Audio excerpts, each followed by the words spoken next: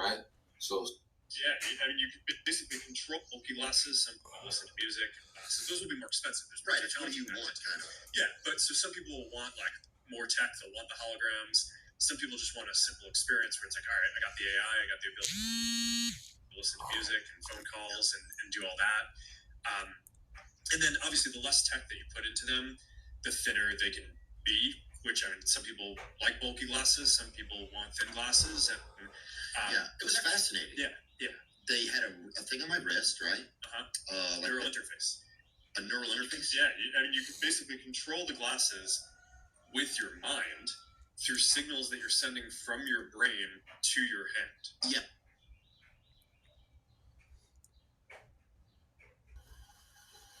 All right, you hear that? Okay, you hear that? All right. So something that's on your wrist can control something that's in your mind. All right, in the hand or forehead. Now, this is not the MOTB, but they're gradually getting there. Okay, these glasses and the wristband that comes with it is not the MOTB, but they're gradually getting there. Okay, let's get this definition for gradualism.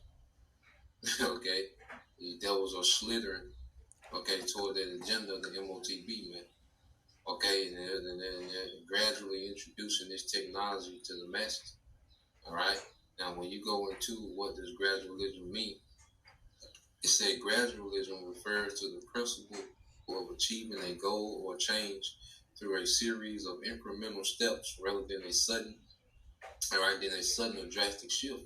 It's a concept that applies to various fields, including politics, social movements, and even evolutionary biology. Okay, which now, all right, you have these devices are wearable. The next thing they're going under the skin. First the devices went from being handheld, all right, to wearables, to now the next step is under the skin.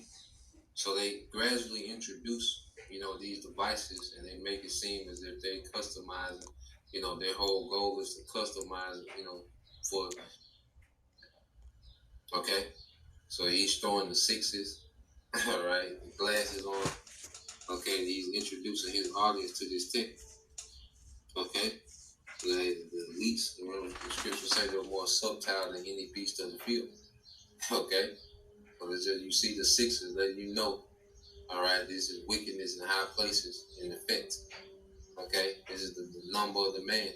All right, let him that have wisdom understand. All right, 3 score 6. All right, and 6, man. You see? So, let's let it play some more. Nodules that I needed to and stuff, or different nodes, or whatever it's called. I could look at certain things, and that would highlight what it was. And it was like it was just a screen in midair. And I could walk around the side of the room and then come back, and the screen would still be there, but it wasn't really there in real life. It was just there with the glasses on. Yeah, it's a hologram. Yes, and it was crazy, man. I don't know. And then I was like, well, my first thought was like, well, how do you just get people to adapt to this? Because people aren't just going to go from where we are right now to adapt.